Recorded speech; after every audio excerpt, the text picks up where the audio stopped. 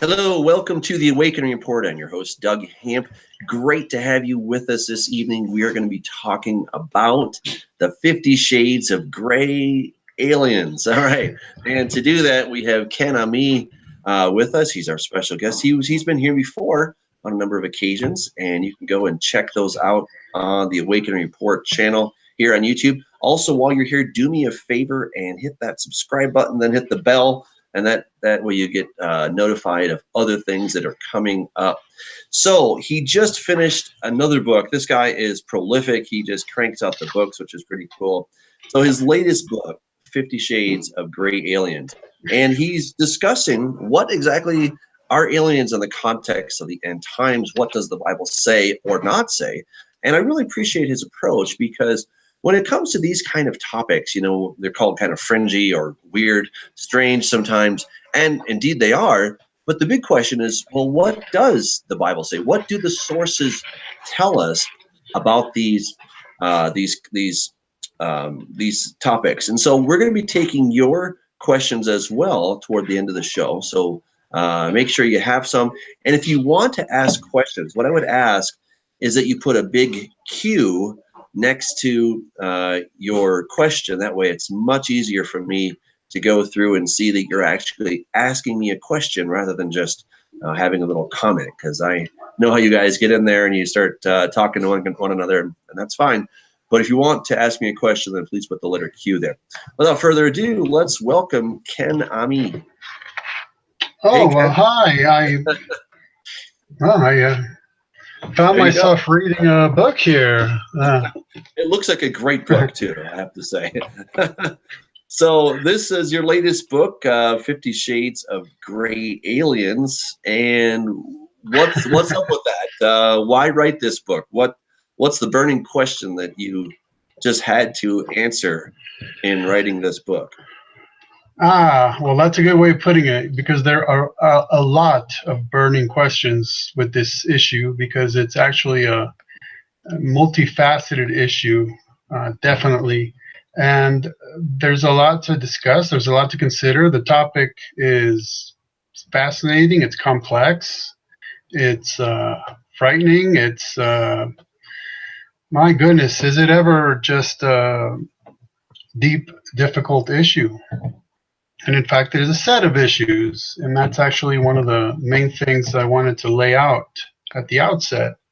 Mm-hmm. So if we could, the way I like to begin is generally by defining terms, understanding what we're talking about, and then getting into what we're discussing. So in this case, people generally refer to aliens and UFOs. Okay. Now by simply making that statement, we've already created a huge mess. Okay. Right? Because those are two categories which sometimes combine into a third. But the issue is you could have people claiming to have seen a UFO and it has nothing to do with aliens. And you could have people claiming to have interacted with aliens and it has nothing to do with a UFO. So that's two main categories right there. But sometimes you have people who claim to see a UFO and then have an experience with aliens who pilot the UFO. So then you have a third category that combines the two.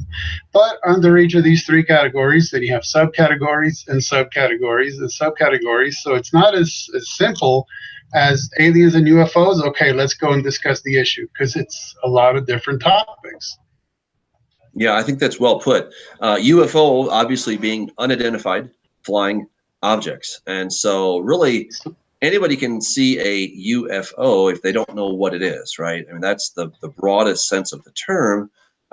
More typically, people are using that for some type of otherworldly type of craft. At least that's what people are often imagining. But the bottom line is you just don't know what the thing is. And so it's technically a UFO. And that doesn't necessarily mean that, you know, little gray aliens are to follow. Okay, just because you saw something you cannot identify it doesn't mean that that you believe in these, or that you're endorsing in any sense that there are aliens or, you know, grays from other planets or something like that. So I think that's, again, very important. So go on. Where were you taking us with this this whole idea? Well, see, you hit it on the head. You already noted two subcategories, which is one, the literal meaning is just something that appears to be flying and you don't know what it is. I myself had that kind of an experience a couple months ago. I could tell you about it, but I would ruin it ahead of time and tell you it was nothing exciting about it. It was just something in the sky, and me and the other people that were there couldn't figure out what it was. And that's about all I can describe it, but it was just something. I couldn't say either way exactly what it was. So that's literally a U with an F with an O. That's what it is. And the other category you hit upon is the claims that these are actually no longer quite unidentified. If you're claiming that it's an alien spacecraft, then you're claiming really to have identified it. Then that they could be weather phenomena, right, like ball lightning and various other things. And then you have a category of secret government vehicles. I mean, obviously we know about secret projects, and people start reporting seeing black triangular UFOs. And then it's revealed that our government was working on the stealth bomber, which looks like what? It looks like a black triangular airplane. Mm-hmm. So there you see subcategories under a category, and that's what I started out with. Is you can't even just say UFO. Now you have to get into all these details about what could it have possibly been. And this area of what I'm dealing here in aliens, UFOs, the connection or disconnection between them is actually one of the earliest things that actually caught my interest. When I was about in 6th grade, I really enjoyed reading about this kind of issue. I can't even claim that it's something I've kept up with ever since then, but in a way, nothing's really changed.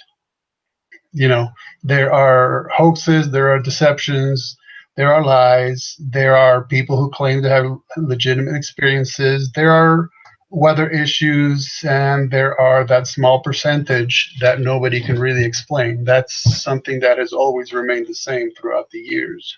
Mm-hmm. And that's what that's the real classification of, well, I guess, when, again, unidentified, we don't know what it is, but then there is that very small percentage of times when these things cannot be explained by the things that you just cited. And of course, that's where, it gets interesting, and all kinds of speculation comes up, and people often jump to very fanciful conclusions. Again, it's not to say that that they're not real. I mean, both Ronald Reagan and Jimmy Carter both acknowledged that they had seen something that they could not explain, that they called a UFO. Jimmy Carter says, "I've seen one." He used to laugh at people, and he says, "I saw one." Ronald Reagan says he was in a plane, they were flying, and then they saw something, some UFO, and then he says, "Let's follow it." They did, and then it broke away from them.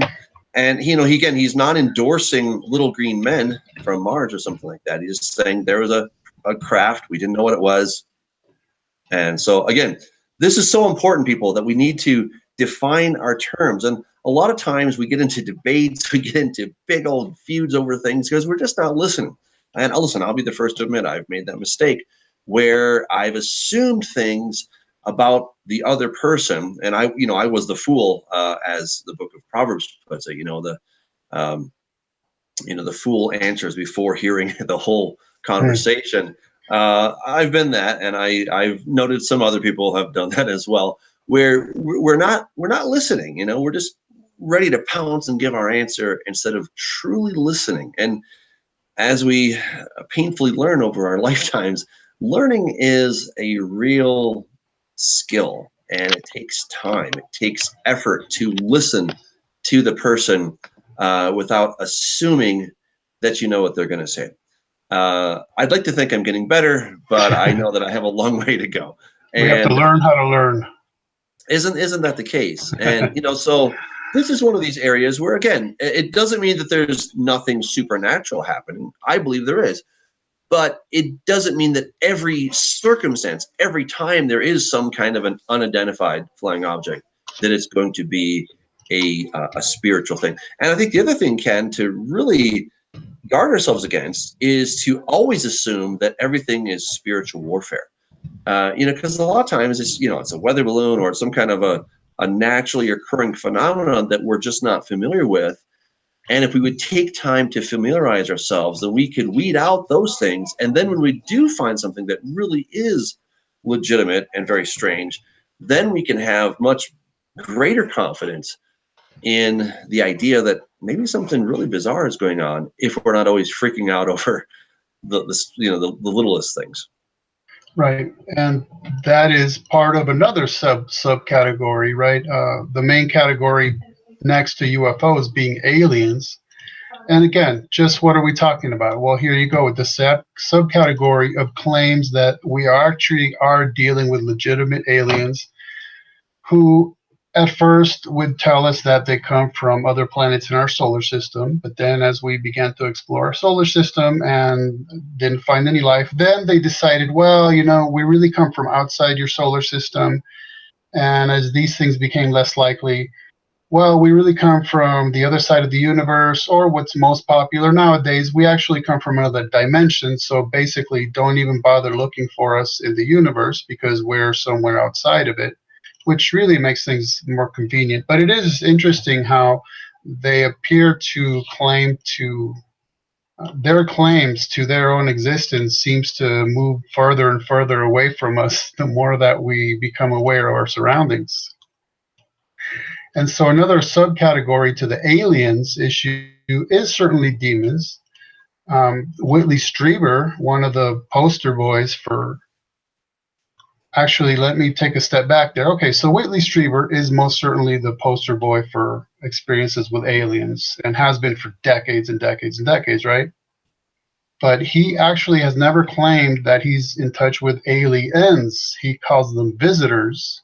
Mm. And he has certainly, through the years, tried on very many theories as to try to explain his experiences. But certainly one of his earlier attempts was in 1988. He wrote a book called Transformations, and he wrote, "I felt an absolutely indescribable sense of menace. It was hell on earth to be there, and yet I couldn't move, I couldn't cry out, couldn't get away. Whatever was, there seemed whatever was, there seemed to be so monstrously ugly, so filthy and dark and sinister. Of course they were demons. They had to be, and they were here, and I couldn't get away." Wow. So that is certainly a subcategory, is that it is demonic activity. Another subcategory to the issue of whether they're aliens is things like the MK Ultra mind control experiments that were run by the CIA. And in this case, I would again turn to Whitley Strieber, because as I would listen to some of his talks, every now and then he would happen to mention he has military ties and he has people he knows in the CIA. And I thought, okay, I'm going to just keep that in the file in the back of my head for future reference. Mm-hmm. And then one day he put out an entire video where he says, I have come to recognize that I was a victim of MK Ultra mind control experiments. Wow. Now, let me pause a second. I don't know if he was or he wasn't. I'm just saying that's what he claimed. Okay. Mm-hmm. And now there's a video you can find in YouTube. I mean, I have it on my own channel. You could probably find it under Interview with an Alien. Okay. And it's supposedly one of these secret military bases that was keeping an alien, and they got footage of it. And wouldn't you know it, unfortunately, the alien dies right there on camera. So that's the end of that. Okay. It's convenient. Now, to me, looking, yeah, it is. But to me, looking at it, it's an obvious puppet. Okay, I mean, it's obvious. Anyone who watched the Muppet Show when they were kids, it's that obviously, bad. It's a puppet. Okay. Okay. I mean, it's not fuzzy like those Muppets, but obviously it's a puppet. And the thing is, for the documentary where that appeared, they said they contacted Whitley Strieber to ask him to comment, and that he was so shaken up he would not appear on camera, but that he told them that if that is not a real visitor, then whoever made that puppet knows how they move. Okay, so I'm thinking, well, okay, wait a minute. To me, the way it moves is obviously being puppeteered. So what does that tell me about Whitley Strieber then coming out and claiming that he has been a victim of mind control experimentation? It tells me that they would get him into some kind of state of hypersuggestibility, some kind of hypnosis, something like that. And they would trot out these puppets and have him interact with them. And he would leave thinking, hey, I just had these paranormal experiences with beings from another dimension. That's what it tells me anyway. So that's another subcategory to the alien issue. And in fact, so just to clarify, yes. Understanding that he was absolutely, 200% convinced that he had a real encounter with an alien. Nothing could shake him from that. And then evidence was proposed to him that, in fact, he had been exposed to some kind of a puppet. He's like, okay, so well then, but this has to be the real thing because my experience was so real. Whatever we see here must be a really good enactment of what they are doing. But in your mind, you're saying, well, that now brings his credibility as a witness down, way down, down low, versus where at first maybe he seemed like a pretty credible witness, but now he seemed like a very incredible or incredulous kind of witness. Is that the idea? You have hit it on the head again, and he actually three for three. Yay. All right. He actually speaks on that issue himself, because admitting that he went through those experiences and admitting that when he was a child he underwent Skinner therapy, like Skinner box treatment, is literally where you stick a child inside of a box and you close it. It's basically a low-level form of sensory deprivation. So obviously he's had a lot of, I feel super bad for the guy. He's obviously been abused in various ways throughout his life. But he says, well, okay, knowing and admitting that I've been through these mind control experiments, why does he then still insist that he has experiences with the visitors? Now, my skeptical and cynical side want to say, well, because if not, you would basically topple the whole career you've been building for yourself for decades. But that would kind of go more towards perhaps his motivation, and I don't really want to go there. So what he says is, I still know that I've had experiences with genuine visitors, because on the day I had those experiences, people who would run into me later would point out that I seemed agitated. Okay, so he interprets that to be, well, I had real experiences with these visitors, so I was shaken and I was agitated. Where I would say, well, if you were undergoing mind control experimentation, that would be sufficient for you to end up being agitated on that day. You know what I mean? I'm taking kind of a Occam's razor style approach. Sure. So that's his explanation, and I'm not sure it flies very well. So it's challenging. Well, what do you do with data like John Mack from Harvard, and you got David Jacobs? These are two prominent alien researchers, and they've done numerous hypnotic regressions, and the common thread through all of these hypnotic regressions is these people have had some kind of experience where they're taken, they're inspected. Sometimes their different body cavities are inspected for whatever that means. Many of the women feel like they have been impregnated with some other kind of being. They're pregnant for a while, and then that baby inside of them is taken out. They're harvested. Men feel like their sperm is harvested. So, here you have two men who, at least at first glance, appear to be quite credible. And there's, of course, also Dr. Jacques Vallée. So these are the guys that would seem to give a real credible side to some kind of abduction experience.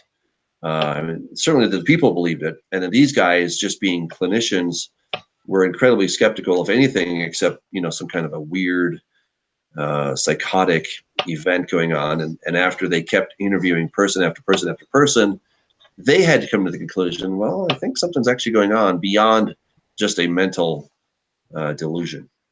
Right. And see, we're actually not even done speaking of the subcategories, and this is one of them. Okay. This is one of them.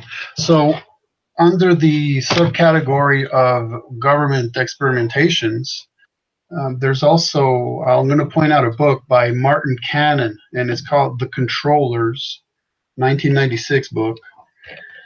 And he basically explains that just with the high tech, even of that day, 1996, you could very well put somebody through the alien contact and abductee style of experience.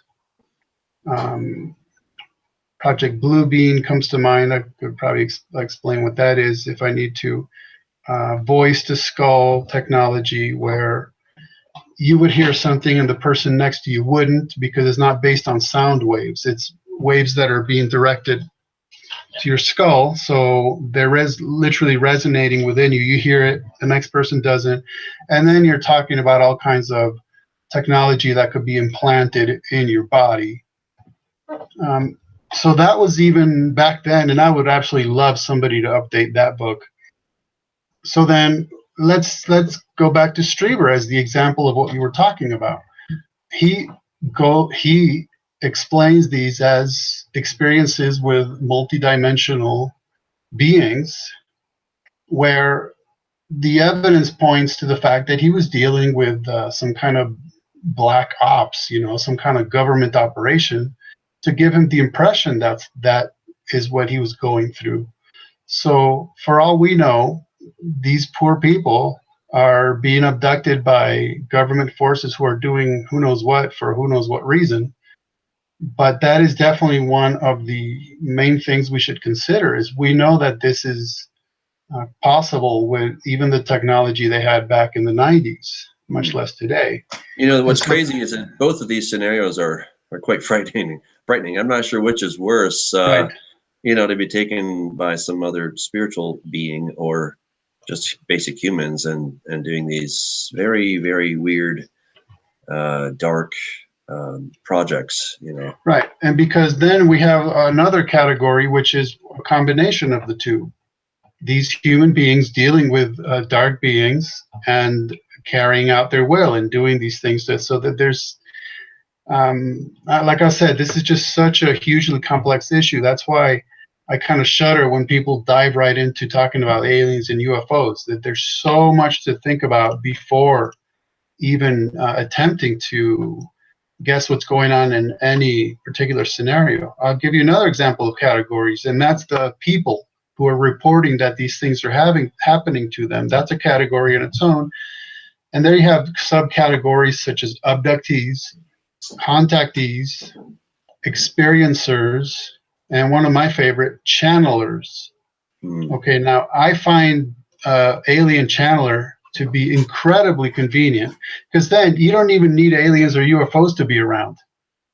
And for me, it's very telling that why is it that a person who channels aliens has the same shtick as the person who claims to be channeling the spirits of the dead? I mean, how come they're doing the same exact things? Right. And it sounds just like the people that used to channel, demons and whatnot in the Bible. Exactly. Back in the day, So it sounds like the same shtick, exactly. Yeah, the Ab. I know you know the Hebrew, the Ab. Like the Ab of Endor, Yeah, the witch there, yeah, exactly. Then, of course, along with this comes the issue of the close encounters, and you have different categories, right? First kind, second kind, third kind.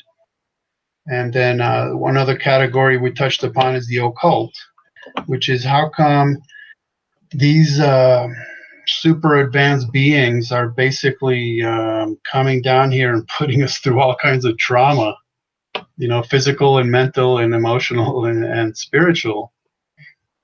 And so we end up with a lot of things to consider. And this is why I know that we researchers and people who rely upon our research would like us to have silver bullets for everything. But I'm afraid there's a lot more werewolves around than there are silver bullets. So in this case, is there a UFO alien theory of everything? Not only do I not think there is, I don't see how there possibly could be, because these categories are all over the place. You can't put the activity of demonic beings in the same category as governments flying secret airplanes. I mean, it's completely different. See what I mean? Do you think that, all of these things, such as government technology, black technology, and what's happening with the occult, and of course, the real, what shall we call them, the real episodes that people have with some kind of a spiritual being. Do you think maybe these are all under kind of a big category for Satan, that, his bigger goal is to deceive humanity in some way, and he's happy to do that, whether it's through government technology or it's through some type of actual encounter with a spiritual entity? So who are you asking me about? The Prince of the Power of the Air? I'm asking about, I'm asking you to speculate on, I'm asking you to speculate on Satan's motives here. Yeah, but I'm saying I'm starting there because that gives you a hint right there, doesn't it? Yes. And don't ask me to explain it, but there were cultures, and even maybe in the early church, off the top of my head, who believed that demons inhabited literally the air. I'm not sure how they got that or what. Well, I could tell you that goes all the way back to Enlil. He was the chief god of Sumer, and Enlil literally means Lord of the Air. Right. And he's also known as the god of the earth, and he is the one who separated heaven and earth. Anu, the creator god, took heaven as his portion, and Enlil took earth as his portion. And then if you trace that word, Enlil becomes Elil in the Akkadian myth, and then it finds its way into the book of Isaiah as Halel, which is probably incorrectly translated as Lucifer. But the actual Hebrew there is Halel, and I would say that there's a 100% chance here that it's actually coming from Enlil to Elil to Halel, and once you trace that and you see that this god Enlil was actually the god of 33 stars, he was the god of the air, he was also known as the great dragon, he was known as the great mountain. I mean, so many epithets that are applied to the Satan that we talk about are also applied to this ancient god. So I have actually no doubt that they are one and the same entity. In fact, let me read you a quote, which I think touches upon the issue of dealing with otherworldly beings or other dimensional beings or other spiritual beings, and this affinity for people to actually want contact with them or somehow opening themselves to contact with them. In fact, you could see videos of people literally talking to the sky and asking the aliens to appear. So this is a quote from Barbara Marciniak. And she says, "I followed an enticing impulse and went on a sacred journey tour to Egypt and Greece." And she went to Delphi also. Okay.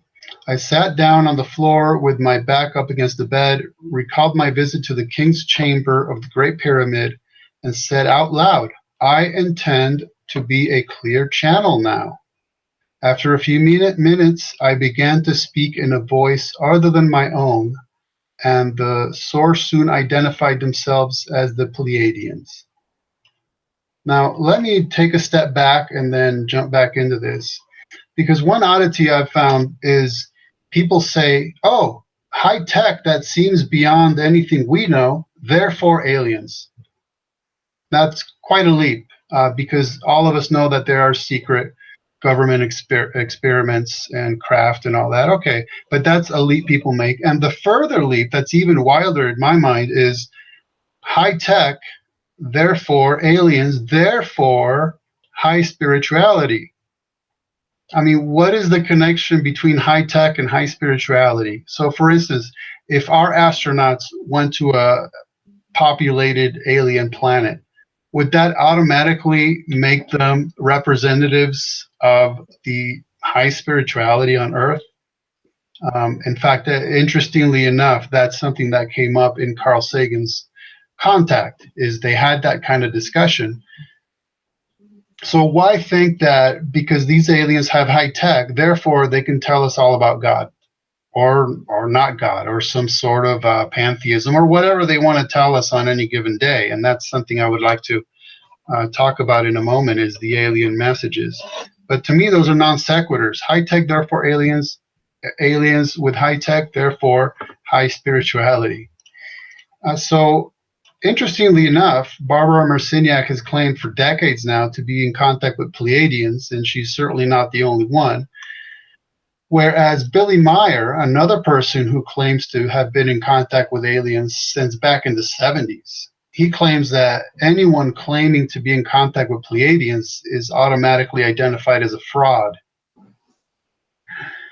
Because this guy changes his story probably as often as he changes his socks, you know. So originally he claimed to be in touch with Pleiadians himself, but then I guess other people started jumping on the bandwagon, and he said, actually, my alien contacts told me they don't come from the Pleiades, they come from somewhere called the Plagiaran. They're Plagiarans. So anyhow, that's the way that's just the way he sort of seeks to, I guess, build his own little group. And Billy Meyer actually began having contact with aliens, so he claims, when he was living in India in an ashram. So there's an interesting occult connection in my mind. Whitley Strieber as well, actually. He said he first started having experiences with visitors in his meditation room. So you just cannot get away from this occult aspect of this phenomena. And, you know, we often function according to the dictum that we would know them by their fruits, right? So if you boil down what aliens are telling us, and my goodness, people have been claiming for decades to get all sorts of messages from aliens. And when you cut through the fluff and puff, and my goodness, is there a ton of fluff and puff, because this is generally expressed in New Age terms, and you know, New Age terminology is very fluffy and puffy. But I've come to realize that they're telling us three main things. And the point I want to make is about misinformation, which is a lie wrapped around truth, so it seems believable, right? So the three claims they make are true, but their solution is problematic. So they'll claim, well, you humans are always warring, government against government, right? Nation against nation. Okay, yeah, definitely go with you on that. And you guys are polluting the earth. Okay, no problem, go with you there. And you guys are always battling each other over religion. Again, okay, I'm with you so far, all 3 points. So what's their solution? Build a one world government with a one world religion and worship the earth as an entity, you know, as your God, basically Gaia or whatever you want to call it. Yeah. So I'm thinking, oh, wait a minute. I've heard that somewhere before, that sort of concept of a one world government, one world religion. I think I read it in the book of Revelation. Mm-hmm. So why are aliens coming from across the universe or another dimension to set us straight? You know, this little rock spinning around an average star in the backwater of the universe, and they care about our politics and our religion. I mean, and why are they deciding that our solution is the same solution as Satan unfurls in the Revelation? Huh. Yeah, it makes you wonder, doesn't it? Gee, if I connect the dots, what do I get here? Yeah. So yeah, that was very telling. Another interesting aspect of this, related, is Sean Stone. I don't know if you recognize that name. He's the son of the famous director Oliver Stone. Mm-hmm. And I don't really know what he's into. Okay, at some point he was asked why he converted to Islam, and he said he'd never converted to Islam, but that he accepted Islam. Okay, look, I don't know. Whatever he's into. Well, anyhow, he was on Jesse Ventura's show, Conspiracy Theory, and they did an episode about Skinwalker Ranch, which is AKA Sherman Ranch, owned by Robert Bigelow. And so this whole show was about alien and UFO experiences at Skinwalker Ranch. Okay, now on the way to the ranch, they claimed that aliens were contacting them through the car radio. And at least according to the subtitles on the show, the aliens were saying, "True evil, evil, so evil." Okay, again, I'm not sure why aliens would want to come and tell us that, but whatever. Even more telling, though, is so they're out there at night, and Sean Stone is standing there with his eyes closed, and someone says, "Hold on a second, you all right, Sean?" And he says, "What do you got, Sean? What are you doing?" And this is what he says: "Inviting the spirits to come out." Wow. Well, all right. Well, at least he's honest about it, right? Thank you. So first, I thought we were talking about aliens, but he's inviting spirits to come out. And he's inviting spirits to come out. I mean, in other words, he's opening himself up to have some kind of experience with whatever being might be out there who's just waiting for that door to open, right? Mm-hmm. And then I think, interestingly enough, the narration states that Sean's ritual paid off. And then you see a red dot in the sky that's, I guess, supposed to be some kind of UFO, Uh-huh. So that was extremely telling to me. Wow. Yeah. I mean, the common thread we're getting here is that when people do experience something, and it has nothing to do with real nuts and bolts technology, at least not when we're talking about aliens, right? It's not about real nuts and bolts technology. We're actually spirits, and they very frequently just quite admit that. I'll be a channeler. I mean, a channel is the same terminology that, again, a spiritist would use. This guy, Sean, is doing the same thing, calling forth the spirits.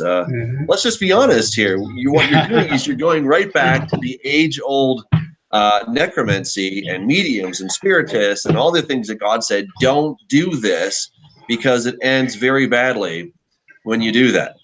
And, now it's just in a different garb. It's, a little bit different language on the surface. But then when you get a little deeper, they just go back to the same language.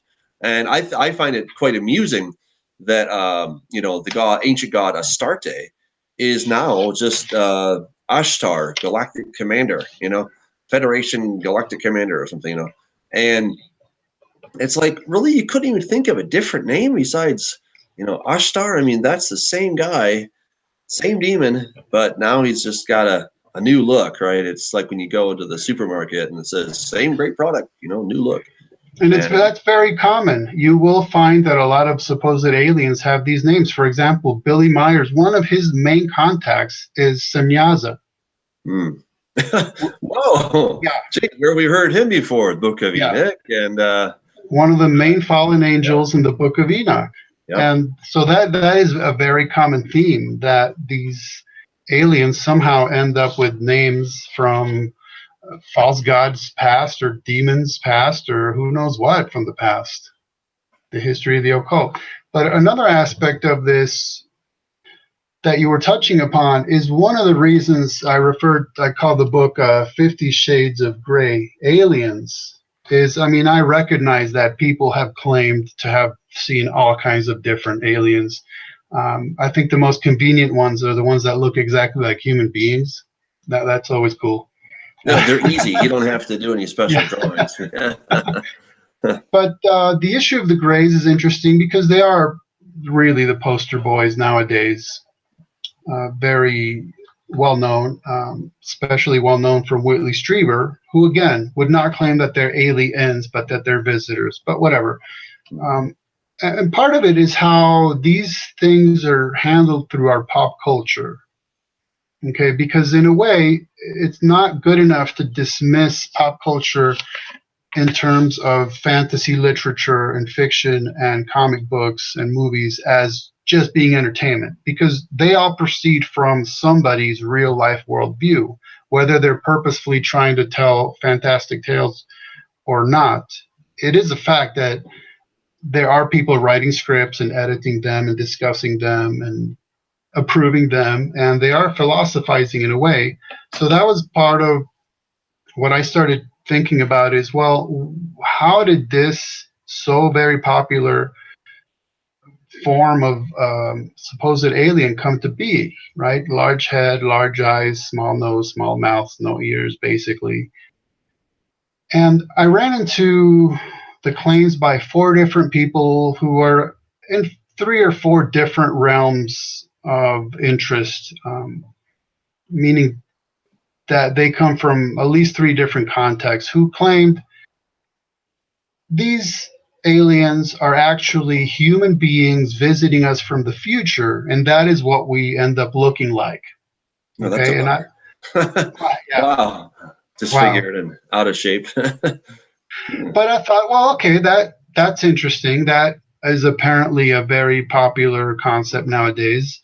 So I thought, well, let's see if I can trace back through sci-fi and see how these ideas have been handled. And I actually have about 100 pages of my book that are covers of comic books and fantasy literature showing these gray alien basic forms. And I found when I started my research, I actually finished the second I started, because I went back to H.R. Wells. I'm sorry, H.E. Wells. And he wrote an essay called The Man of the Year Million. And guess what this man of the year million looks like? Well, it's got a shriveled up, skinny little body, and it's got a big head with big eyes and small mouth and small nose. Because the concept to him was, well, in the future, we won't need to be doing very much physical labor, right? Because our technology would be doing that so much for us. We wouldn't need our bodies very much anymore. We wouldn't need big mouths, because we would get our nutrition from basically sitting in tubs full of nutrients, liquid nutrients. And our brains would evolve, along which comes the elongated skull, along with which comes the elongated eyes. So there you have the scenario right there. From the outset, this form was conceived to be the future of human beings. Okay, and then as I go through the fantasy literature, all of a sudden you start getting hints of, well, wait a minute, these aren't actually travelers from the future, these are actually aliens. So somewhere along the way, this concept, which was pretty common, which is this is what human beings look like in the future, all of a sudden it starts getting shifted to, they're actually aliens. So I found that really fascinating, not to mention, of course, or mentioning the famous drawing by Aleister Crowley. Mm-hmm. Yep. From his, demonic contact, which looks very much like your typical gray alien. And although this drawing has very small eyes, if you look right above its tiny little eyes, there is the imprint of much larger eyes. And there's a ritual that the OTO does related to that I don't really want to talk about. But so there's 100 pages showing you kind of this transformation, this evolution from the recognizing that this is what the great things in the past were thinking about when they thought about human evolution, and then being taken over by sci-fi writers, and then it being transformed into, well, guess what? They're actually aliens. They're not human beings from the future. And so we see. But Aleister Crowley was not suggesting that was a human from the future. He was suggesting that was in fact a demon. Right. Right. So that's part of it too. That's part of it as well. Exactly. And he predates H.E. Wells, doesn't he? I mean, he's like 1920s, Mm, 1910s. I forget exactly the dates. he does not predate H.G. Wells. No. I'm flipping to the page right now as we speak, Okay. live on the air with Douglas Hamp. So Crowley published this drawing in 1919. Okay. Okay, and Wells was Man of the Year Million was 1893. Oh, okay. Okay. It's good to know. So here, let me see if I can show one more. Right, that's a very typical sort of alien, gray alien look, right? Mm-hmm. Well, that's from Starfire, the official publication of the Typhonian OTO, the Order Templis Orientis, one of the main occult groups around that Right. Crowley was definitely involved with. So Yeah. they're still kind of touching upon this. Let me ask you basic something. form, yeah. Mhm. How do you think Darwinian evolution plays into this bigger topic?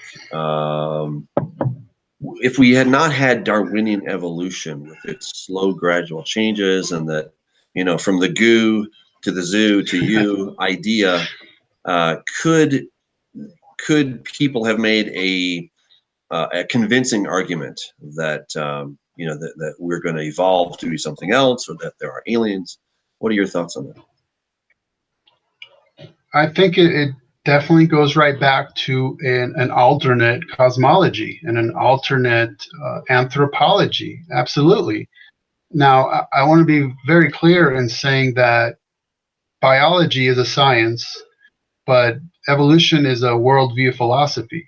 So it's a template through which to interpret biology. And since it's interpretive, it's necessarily biased by the observer. And so it definitely becomes a worldview. And I find that when I get into discussion, especially with atheists, they take my observations on evolution very, very personally. And one day I thought, well, why are they getting so emotional about a theory that is supposed to be about biology? I mean, nobody gets like that if I'm talking about cosmology or gravity or chemistry or anything else.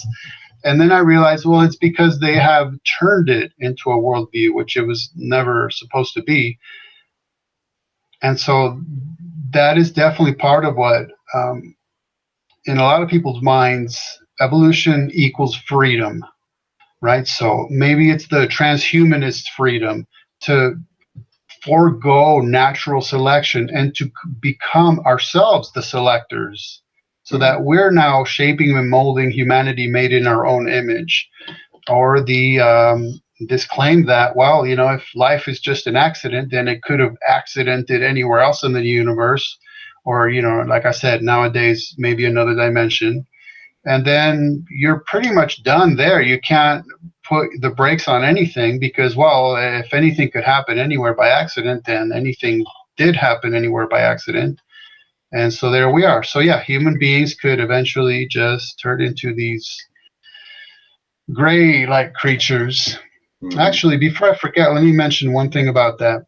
Yeah. As we're talking about these grays, and as we're talking about entertainment and fiction and Hollywood now, so there's a movie made about Travis Walton called Fire in the Sky. Okay, and at one point they depict him aboard a spacecraft, and he sees this typical gray alien looking thing, but he goes up to it, touches it, and realizes it's just their, like an astronaut's suit for them. Okay, right. That's not what they actually look like. It's just a face mask. And in the movie, the aliens look like kind of meaner, nastier version of E.T. But Right. Walton actually claims to have seen two different kinds of aliens. Ones were somewhat like grays, and the others were very much like humans.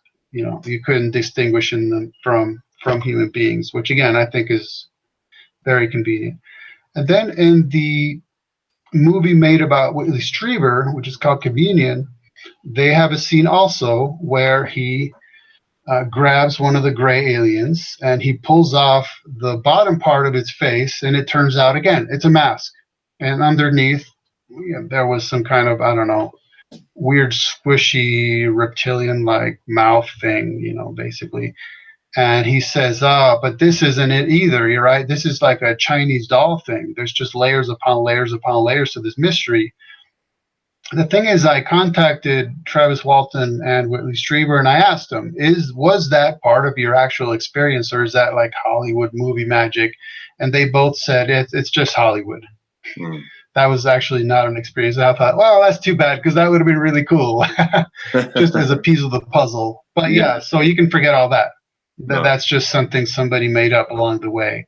Mm-hmm. But again, I'm glad I asked, because to me that was really interesting that in these two very well-known stories, you do happen to have this same exact theme, but that was just movie stuff. Interesting. So. Yeah. Hey, we do have some questions. Yes. One person, Lauren, she asks, why would a demon abduct a human? They should already know our DNA and how our bodies work. So I think this is kind of a somewhat rhetorical question, but any thoughts on that? Because it is a good question.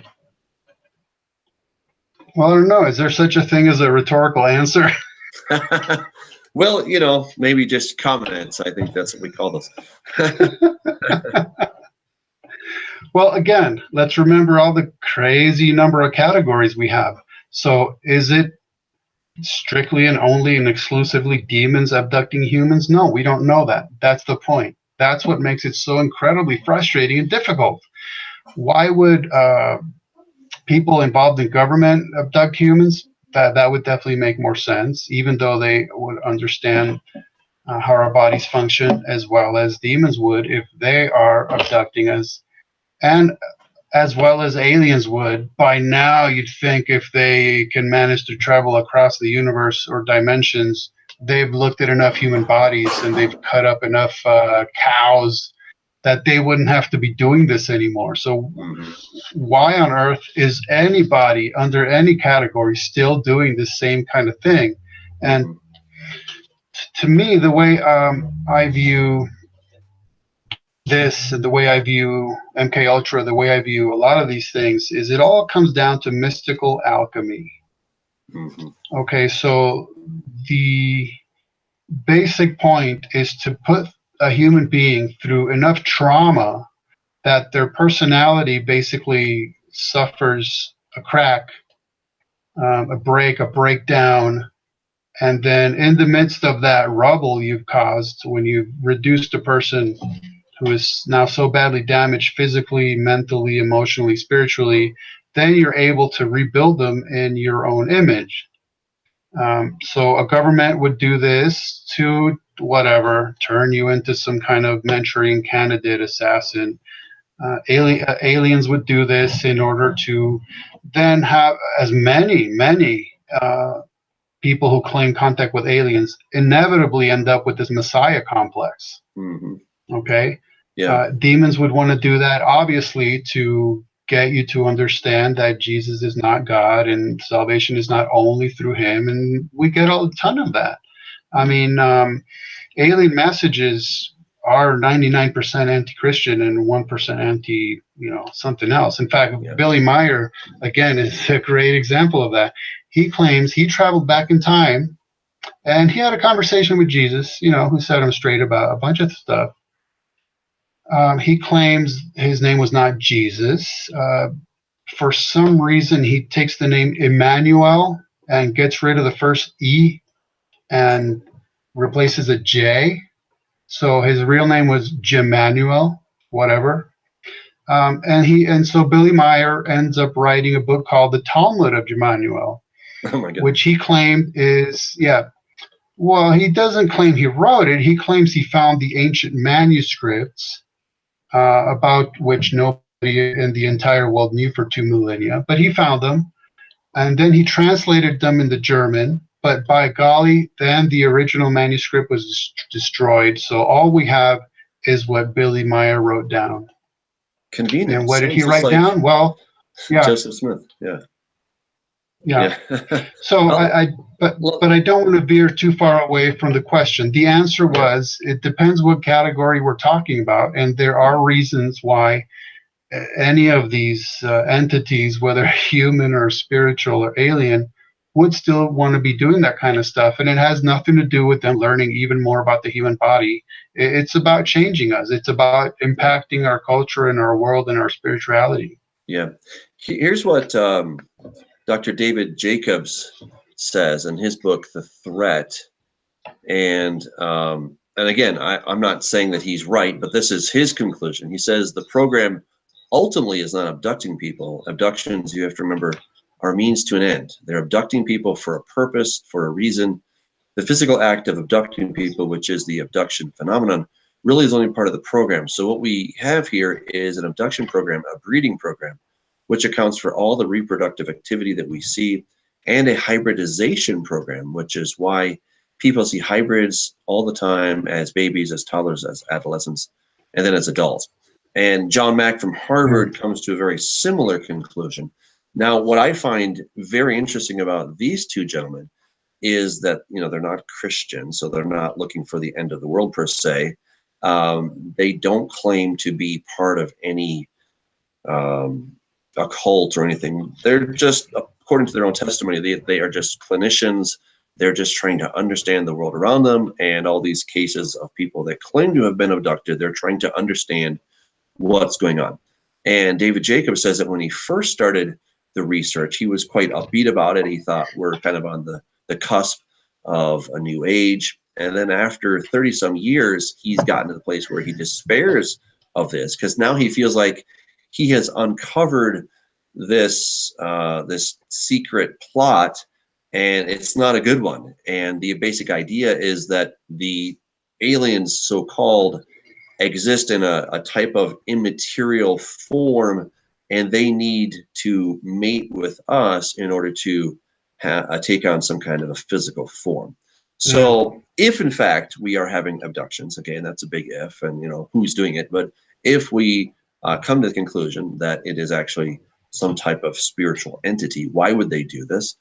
According to Jacobs, it's because they are trying to create a hybrid race. And you know, I found that very interesting in my book, Corrupting the Image. There I lay out the case that the mark of the beast is going to literally be a genetic combination between human and demon. So, you know, again, lots of possibilities. Part of your 50 Shades of Gray aliens, you know, again, it depends how we categorize, subcategorize, and who exactly we're talking about. But once we get right down to this level, there does seem to be at least a case that you can make for some kind of a hybridization program. But again, some of these people, probably most of them are quacks, and some of them, you know, might be in fact telling the truth. So it's just hard to know exactly what's happening all the time. Exactly, and that's what makes this issue so frustrating. Is, like I said, I don't even see how it's possible to have one theory of everything, which makes it really, really difficult.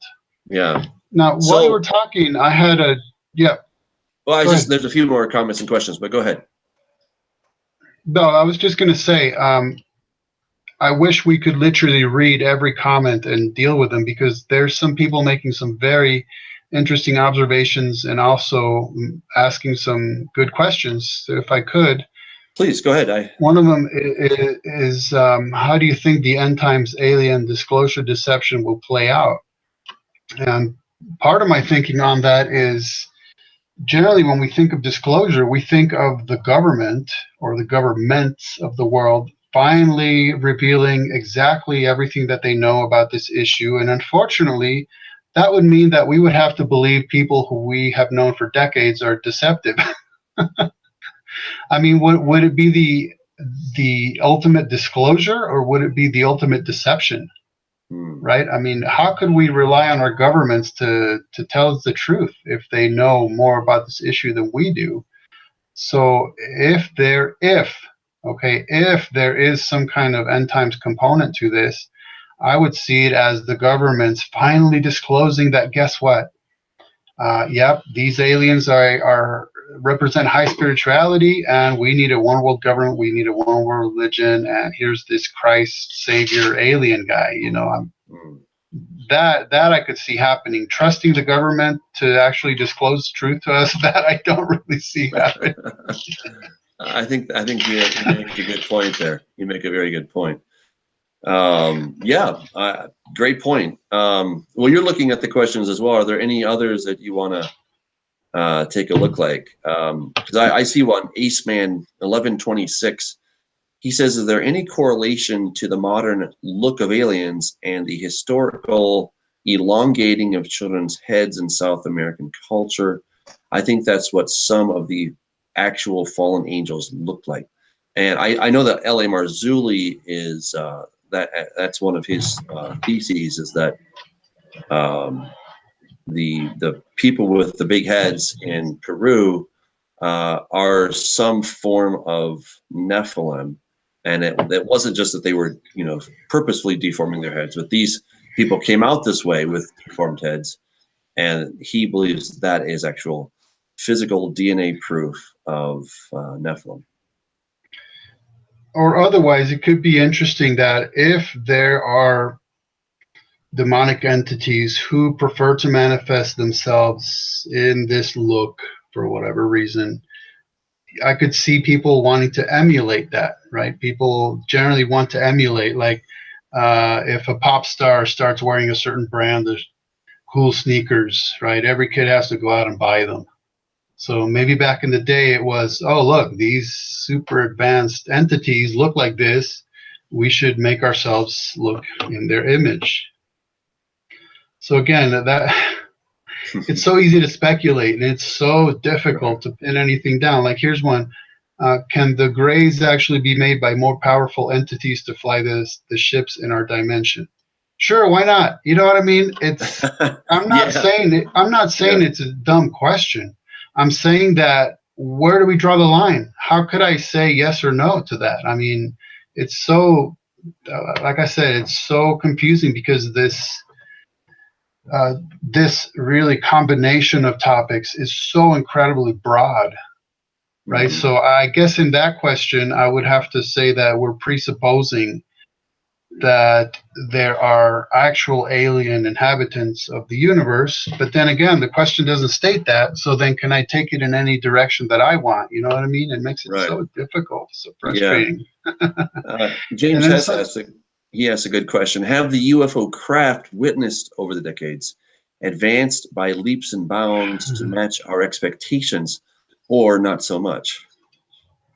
I would say that they have, because the earliest ones you have in the late 1800s are basically hot air balloons. I mean, that's pretty much what they look like.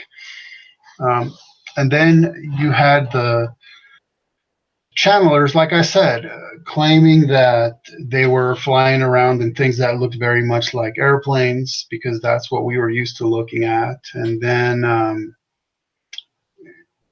you had really the media kind of taking over by coining the term flying saucer.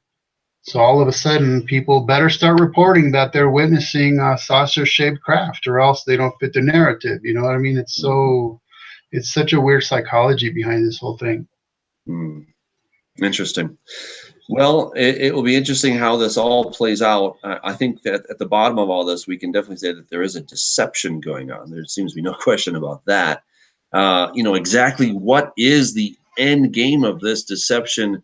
Well, if we look at the Bible, the end game seems to be to deceive mankind, to get him to a place where he's not looking to the God of heaven, but he's looking to some other type of entity. And of course, as Ken has so well pointed out, much of these messages are completely in step with spiritual channelers, with people that are necromancers, spiritists, and this, of course, goes way back. So really, the message hasn't changed that much. The dressing on it, the costume has changed a bit. Some of the technology surrounding this has changed a bit. But when you get right down to the core, it's a spiritual deception meant to divert man from following the one true God.